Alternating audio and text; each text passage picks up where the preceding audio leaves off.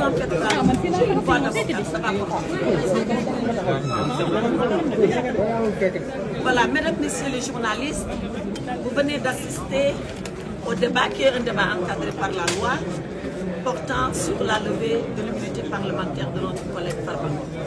Jamais dans l'histoire de l'Assemblée nationale, une demande de levée d'immunité parlementaire n'a autant porté à controverse et à débat.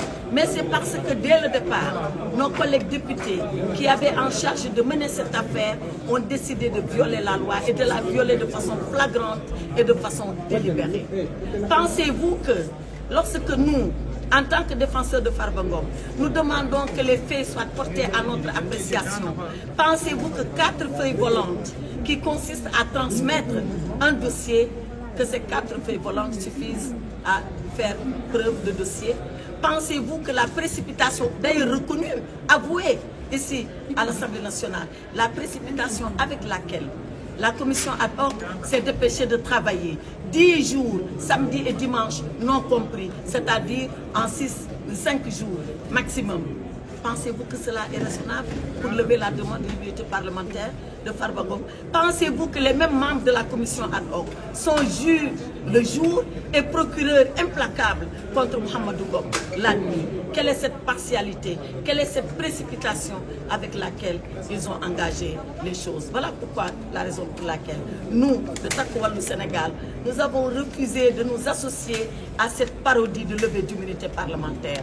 Ils ont voulu livrer pieds et poings liés notre collègue Mohamedou Ngom à la justice. Il ira, il se défendra. Il n'a jamais eu peur de la justice parce qu'il a la conscience de l'innocent. Et c'est avec la conscience d'innocent qu'il ira répondre au juge. Et c'est avec sa conscience d'innocent qu'il ira se défendre. Et sa conscience d'innocent le lavera de tout soupçon parce qu'il n'a absolument rien fait. Il le sait, nous le savons, eux-mêmes le savent. Mais comme la question est le politique, nous continuerons également le combat politique afin que l'opinion, qui d'ailleurs a commencé à être éclairée, le soit davantage et qu'au Sénégal, on accepte, on reconnaisse et qu'on finisse par admettre que l'Assemblée nationale est un pouvoir puissant, un pouvoir autonome, qui ne répond pas de l'exécutif. Mais qu'avons-nous fait depuis que nous sommes là? Être à la remorque du gouvernement, être à la remorque de l'exécutif. Ce n'est pas l'idée qu'on se fait d'une Assemblée nationale digne, d'une Assemblée nationale souveraine et surtout de ce qu'eux ils appellent une Assemblée nationale de rupture. Je vous remercie. Voilà, donc nous voulons dire que li nga xamanteni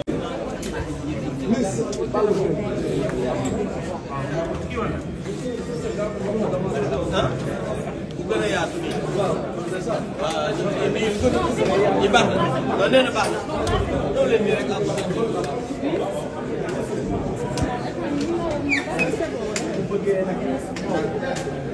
xanaa dañoo pare waaw baax na sama buude bu ma kii sama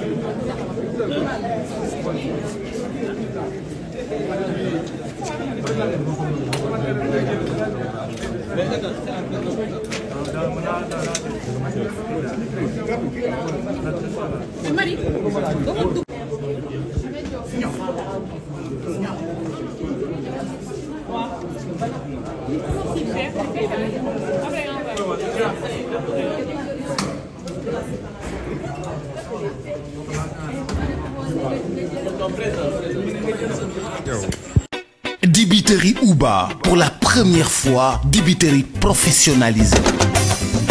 Professionnel ndawal mosoo ko dégg de am suñu marinade bopp am suñu cafka bopp am suñu secret bopp na nga xamee ni noonu la McDonald amee ay secret noonu la dibiterie Uba amee ay secret dibi Uba saaf yàpp Uba méchoui Uba poulet Uba, pigeon Uba, pintade Uba, bol Uba. kaay ma wax la fa dibi safe mooy 77 629 00 00 fa saaf yàpp neexee mooy 77 633 57 57 fa méchoui neexee mooy dibiteri Uba fa poulet neexee mooy dibiteri Uba te nag kaay ma wax la dibiteri Uba commandeel ñu livrer la fa nga ne bu la neexee tamit nga toog sa kër Korité defal say commande Tabaski defal say commande boo amee xew defal say commande booy dalal ay nit defal say commande nga xam ne dibiteri Uba dalay defaral méchoui bu toog doo defar dara dibiteri Uba livré la cay Uba moo jaaxal réew mi